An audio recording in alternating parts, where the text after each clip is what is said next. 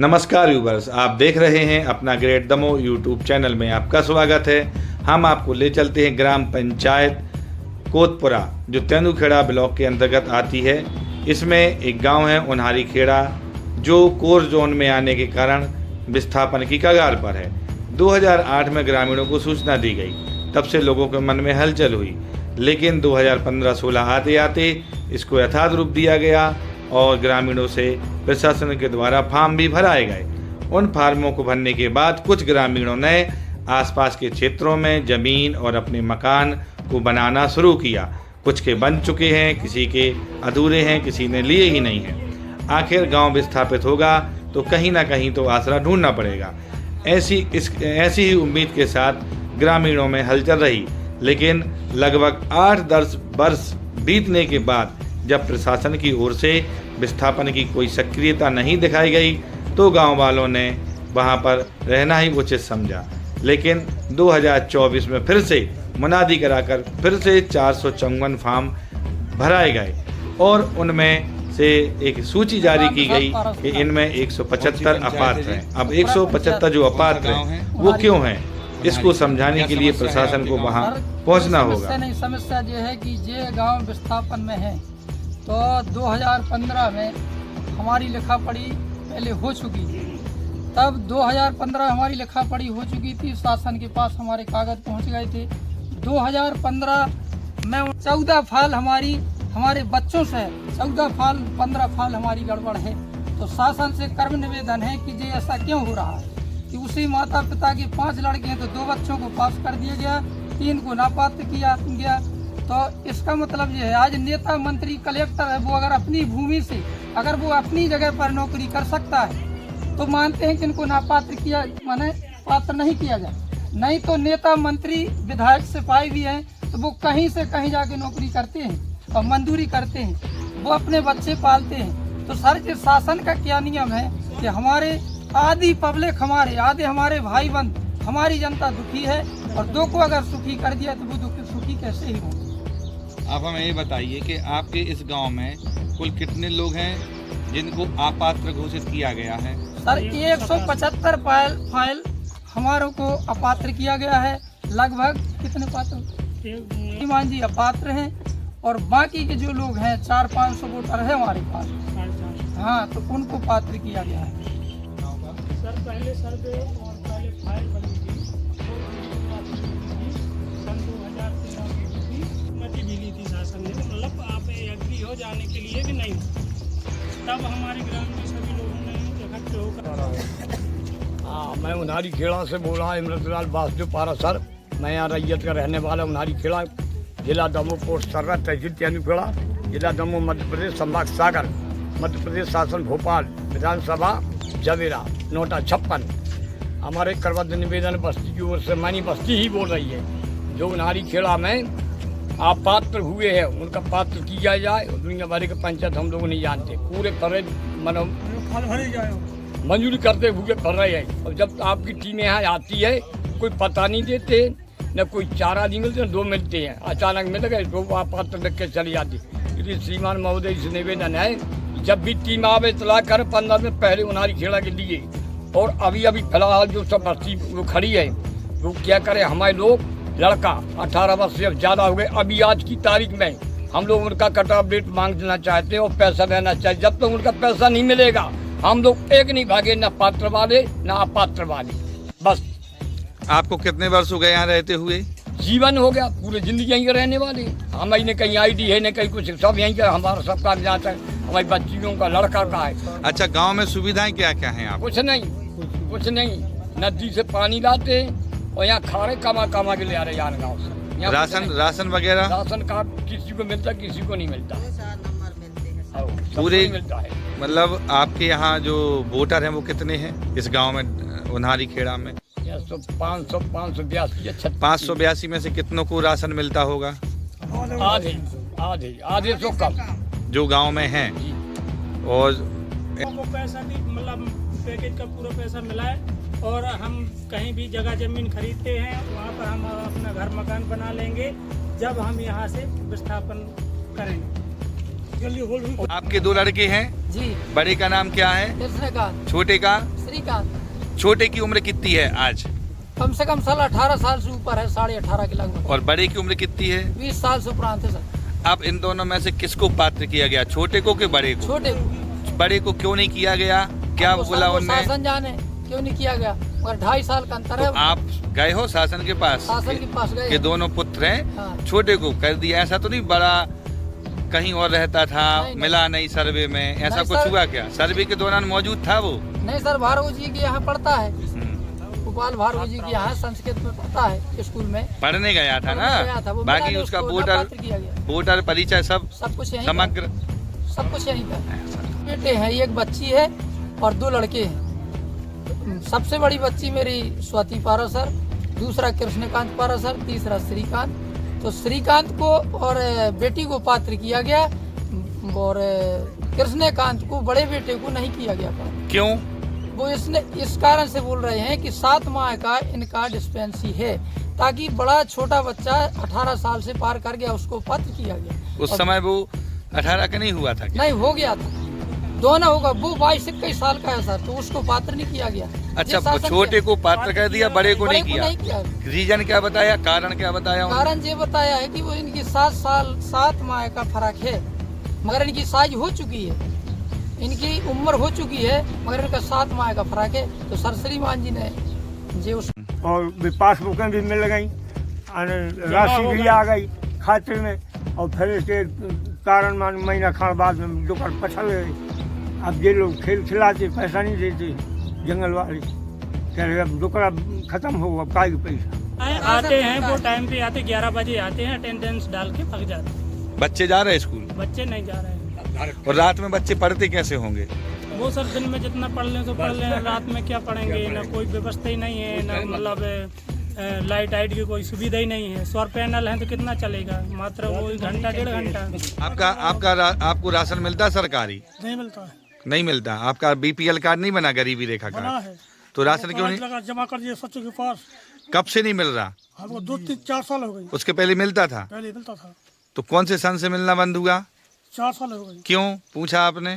कुछ नहीं तुम्हारे पूछा। बीपीएल कार्ड बनवा, जो बनवा जिससे मिलेगा, बीपीएल कार्ड बनवा लिया हमने, अब वो कागज सब जमा कर दिए। आपकी सोसाइटी का नाम जहाँ से राशन मिलता है? खुदपुरा सर, कुतपुरा या सर्रा? राशन लेने कहाँ जाते हो? कुतपुरा। तो वहाँ कितने बार गए हो आप? पहले गए, अब जब से नहीं मिले जब से गए नहीं। इस विषय पे आपने अपने सचिव से बात की कुतपुरा के? 10 बेर हुआ, 20 उनका क्या कहना है? ये तो कागज भर दिए हमने, अब वो बन के पर्ची आएगी। कितने दिन पहले बोले थे? अभी 2 महीना पहले। क्या नाम है सचिव का? राजेंद्र विश्वकर्मा और सरपंच? कुछ कुसुम। और लाइट की सुविधा? नहीं तो फिर पढ़ाई कैसे कर? स्कूल है आपके गांव में? है। स्कूल है? हाँ, तो कौन सी क्लास तक स्कूल है? 8वीं 8वीं तक है। तो बच्चे रात को पढ़ते कैसे होंगे फिर बिना लाइट के? गाँव से मास्टर आते, घंटा 2-4 घंटा लगाए, अपने मोबाइल वोबाइल देख के चले जाते। सब न बोले 8वीं तक है? 8वीं तक है। अभी स्कूल खुल रहा है? अभी बंद है स्कूल, परीक्षा हो गई उनकी। नहीं तो अप्रैल माह में 1 अप्रैल से क्लासेस चालू हुई हैं जो 29 अप्रैल तक चलेंगी। तो अभी अप्रैल माह में स्कूल खुल रहा है? और वो भी मास्टर अभी खुल रहा है? आज कल, आज तो रविवार है, रविवार है। परसों खुला था गुरुवार को। परसों में बाहर था, नहीं मानी खुला। अटेंडेंस डाल के भाग जाते हैं। लोग टीम के वहाँ जाती, पहले बस्ती का पूरा का कि हम लोग अब कोई दिल्ली में कोई कहीं काम करने, वही चेक इन करने के लिए आया है। खाने को कुछ नहीं मिल रहा है। वो अचानक टीम आ जाती है, यहाँ को आज पूरा मतलब उपस्थित मिल नहीं पाते हैं। तो जो लोग उपस्थित नहीं मिल पाते तो उनके नाम काट देती है? काट देती है तो अचानक काटते हैं। तो अगर मान लीजिए आप लोग उनके नाम बताने कभी गए हो ऑफिस? श्रीमान महोदय जी से निवेदन है, करबद्ध निवेदन कि पहले पूरी बस्ती को नारी खेड़ा के लिए इतला करो कि फलाई डेट पे हम मिलो, तो पूरे डिटेल मिल जाए। अब ये बता दिया अचानक 2 कभी अच्छा, 4 कभी काम फेल हो रहा है। सर्वे के पहले कभी मुनादी नहीं कराई गई? कभी नहीं, अचानक आए जो जिसने बताया वो जाते हैं। नहीं, गलत है। उन्हारी खेला के लिए पूरी तरह किया जाए कलेक्ट्रेट साहब से कि पूरा उन्हारी खेला A to Z पात्र वाले पात्र पूरी उपस्थित मिले। डेट दो 1 माह की या 15 दिन की, आ जाएंगे कोई दिल्ली में, कोई कहीं काम करे, मंजूरी करे, यहाँ क्या खाने के लिए? भूखों मर रहे, न पानी व्यवस्था कुछ नहीं है। 15 लाख करनी, चलो ठीक, उसी में सुबह करते हैं, जगह से जमीन से कोई जरूरत नहीं। यहाँ के रहने वाले हैं, यहाँ के रहने वाले हैं सभी लोग, और बाहर काम कर रहे हैं। बिटियाँ हैं तो उनकी शादी भी हो गई, वो भगा दिए उनको बेचारे, हम लोग को छाती में रखे पाल रहे हैं। गवर्नमेंट ने उनको अपात्र कर दी, क्यों कर दिया? ऐसा नहीं, वो कहाँ जाएंगी? आज तुम्हारी बिटिया कोई भगा देगा, तुम कैसे जी रोएगा? ऐसे हम लोगों को भी रो रहा है। इसलिए श्रीमान महोदय जी से निवेदन है कि अपात्र वालों का पात्र किया जाए, बेटियों का, लड़कों का, सबका। ना हम लोग नहीं भागेंगे, नहीं भागेंगे, बोलो। मैं अपने स्तर से बना लेंगे सर। और ये भी हकीकत है कि जब तक हमारा पूरा परिवार पात्र नहीं होगा सर, तब तक हम यहाँ से गाँव नहीं छोड़ेंगे। क्योंकि हम एक बाप के 6 भाई हैं या 4 लड़के हैं, तो 2 के पास कर दिएगा, 2 को सामना पा। और आप जानकारी लें उसमें आप डेट का हुआ भुगतान नहीं बना सकते सरकार, भर सकते हैं। हमारे बच्चे 18 साल की हो गई, क्या कहना है उनका? 15 लाख रुपए क्या कहना है उनका? कटाव लग चुकी है अभी। मतलब सर्वे एक बार हो गया है, उनने वो फाइनल कह दिया है, जो अपात्र रह गए उनके लिए कोई रियायत नहीं दे रही है सरकार, कि उनने बोला है कि दोबारा सर्वे कराएंगे। जो बच्चे 18 के हो गए, फाइल नहीं भर रही है, अब कटाव लग चुकी है, अब नहीं भरेगी फाइल। अच्छा, ऐसे बोल रहे। कौन बताए हैं जी? मुंशी जी नाकेदार हमारे गांव के जो रहते हैं बीट में, यहाँ पर बीट प्रभारी फॉरेस्ट के, उनका नाम सुजीत सैनी है। उजीत सैनी, सुजीत सैनी, सुजीत सैनी है। चलो ठीक। तो हमारे बच्चे फाइल नहीं भर रहे, वो 18 भले हो गई, कटाव लग चुकी है। और साहब क्या बोल रहे हैं? लड़के 18 कटाव डेट के बाद, कटाव 15 लाख में हमारे तो जगह जमीन घर कटाव डेट पे दस्तखत किए गए, तो हमारे बिना जानकारी दस्तखत मैंने कराई गई। 15 लाख में हो चुका है। कटाव डेट ने बताया नहीं कि आपकी कटाव डेट है, नहीं बताई पहले से। उनने दस्तखत कराने के बाद जब हम लोग बच्चे के कागज ले गए तो उन्होंने बोला तुम्हारा कटाव डेट तुमने दस्तखत कर दिए और अब तुम्हारा कोई काम नहीं होगा। अच्छा, साइन कराते समय उन्होंने नहीं बोला था कि हम नाबालिग को ले रहे आखिरी कटाव डेट है। अच्छा, नहीं ये नहीं बोला, ने बताया किसी लाल गांव में अचानक इन लोग हम अड़ पड़े साहब, पहाड़ के जंगल के आदमी हैं, और जब हम कटाव डेट ने भेज दी, इसके बाद में मालूम चला कटाव डेट हमारी खत्म। आपको क्या समस्या है? अब हमें तो जी समस्या है सर कि जब हम 3 भाई पात्र हो चुके हैं, हमारे जो आधा परिवार है वो भी पात्र हो जाएगा, इसके बाद हम यहाँ से विस्थापन में जाएंगे।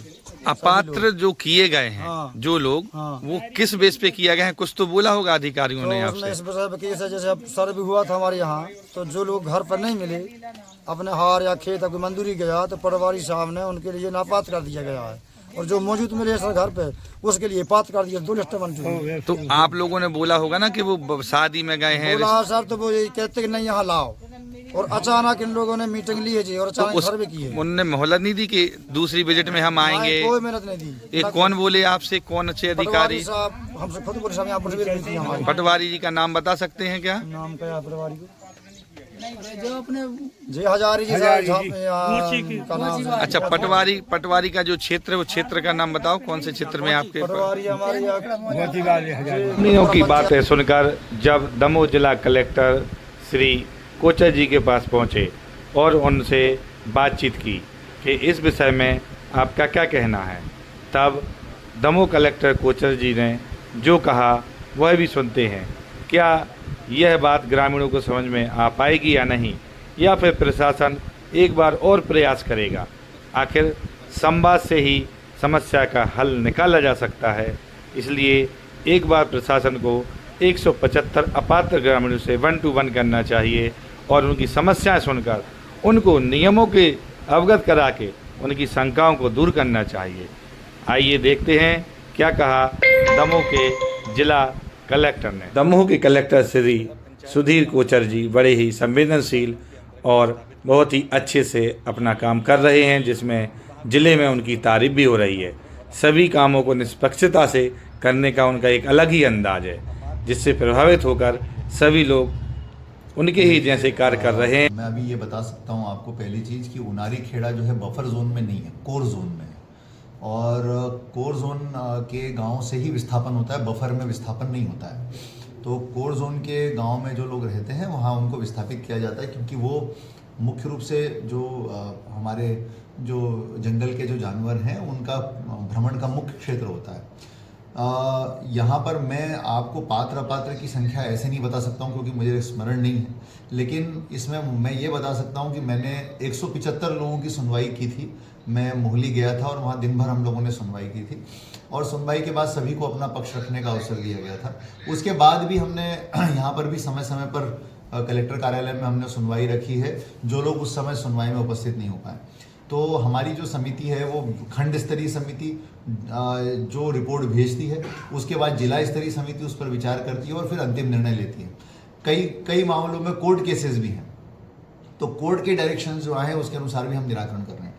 तो कहने का तात्पर्य ये है कि जो भी इसमें निर्णय है वो हम लेते जा रहे हैं लगातार, और यदि कोई अपात्र है तो स्पीकिंग ऑर्डर आदेश जारी करके उसको अपात्र घोषित किया जा रहा है, कोई पात्र है तो स्पीकिंग आदेश जारी करके पात्र उसको घोषित किया जा रहा है, और जो कोर्ट के माननीय न्यायालय के निर्णय हैं उनका भी हम परिपालन सुनिश्चित कर रहे हैं।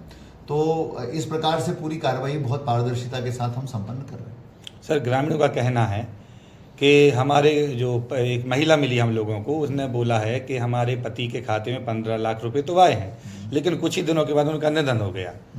अब वो उस राशि को निकाल पाएगी या नहीं?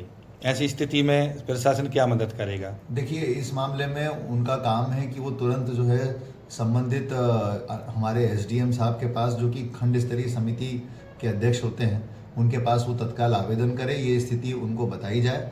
फिर उसके बाद जो है एक प्रक्रिया जो निर्धारित है इसके अंतर्गत, जितना मैं जानता हूँ, इसमें जो उनके वैध वारिस होते हैं उस वैध वारिस का निर्धारण किया जाएगा कि इस राशि के वैध वारिस कौन है, और वैध वारिस का निर्धारण होते ही फिर उसको वो राशि नियमानुसार आवंटित कर दी जाएगी। तो उनका कर्तव्य बनता है कि सबसे पहले जाकर के एसडीएम साहब को इसके बारे में लिखित में अवगत कराएं। सर, एक प्रश्न और था। गांव वालों का कहना है कि जिस समय मुनादी हुई उस समय पूरे गांव वाले नहीं पहुंच पाए। कुछ वहां वासुदेव भी हैं जो भिक्षा व्यक्ति के लिए शहर आ जाते हैं। उनका कहना था कि हम लोग मुनादी के समय नहीं थे और जिस समय सर्वे हुआ उस समय भी नहीं थे, लेकिन हमारी खेती, हमारे आधार, हमारी पंजीयन सब वही हैं, और पिता पात्र है, पुत्र अपात्र है। कुछ केसों में पुत्र पात्र है, पिता अपात्र है। तो इसके विषय में सर कुछ प्रकाश डालें। देखिए, मेरा बस यही कहना है इन सब मामलों में कि हमने हमेशा सभी को सुनवाई का पर्याप्त अवसर दिया है। यदि किसी व्यक्ति को अभी भी कोई आवेदन देना है, अभी भी कोई उसको अपना अभ्यावेदन प्रस्तुत करना है, तो वो बिल्कुल कर सकता है। हम उसकी पूरी जांच खंड स्तरीय समिति से कराएंगे और फिर पात्रता के अनुसार अंतिम निर्णय हम नियम के अनुसार ले लेंगे। तो मेरा निवेदन यही है, जो लोग अभी ये कह रहे हैं उनको तत्काल जो है एसडीएम साहब के पास अपनी बात रखनी चाहिए, अपना आवेदन रखना चाहिए, अपने उस आवेदन के साथ पूरे प्रमाण प्रस्तुत करना चाहिए, और उसके बाद जो है खंड स्तरीय समिति इस पर विचार करेगी, फिर जिला स्तरीय समिति विचार करेगी और नियमानुसार निर्णय ले लेगी। सर, उस गांव का विस्थापन की कोई अंतिम डेट डिसाइड हुई कि अब तक गांव खाली हो ही जाए? देखिए, हमारा सिंपल उसमें कहना है, पहली बात, जो लोग पात्र हो गए हैं और जिनको मुआवजा मिल गया है उनको निर्देशित किया गया है कि अब वो तत्काल गांव छोड़ें, क्योंकि उन्होंने मुआवजा भी ले लिया है और जो है उनको अब जाना चाहिए। दूसरी चीज़ ये है कि जिनको अपात्र घोषित कर दिया गया है और जिनके बारे में और कोई अन्य आदेश नहीं है, उनसे भी हम लोगों ने कहा है लगातार कि अब वो भी गाँव छोड़ें, और जो अंतिम रूप से जिनका निराकरण शेष है उनके निराकरण हम करवा रहे हैं। तो इस तरह की स्थिति है कि जहां निराकरण जिनका हो चुका है, जिनको पैसा मिल चुका है, उनको तत्काल जो है अपनी जगह को छोड़ करके चले आना चाहिए, क्योंकि अब उनका कोई राइट उसमें रहा नहीं और उनको पर्याप्त मुआवजा दिया जा चुका है। और जो अपात्र घोषित किए जा चुके हैं उनका भी कोई राइट नहीं रहा। तो इन दोनों को स्थान छोड़ देना चाहिए। बाकी जो लोग हैं उनकी सुनवाई करके हम केस टू केस आधार पर निराकरण करते जा रहे हैं। सर, एक प्रश्न और था। उस गांव में विगत 2005 से लाइट, पानी की व्यवस्था नहीं है, लेकिन आज भी ग्रामीण वहाँ रह रहे हैं। स्कूल 8वीं तक है। देखिए, जब कोई इलाका कोर जोन में आ जाता है तो वहाँ पर कोई नई सुविधाएं और संसाधन नहीं दिए जा सकते, क्योंकि वो गांव पूरा विस्थापित होना है। तो ऐसी स्थिति में कोई नया अधोसंरचना क्रिएट वहाँ पर नहीं की जा सकती।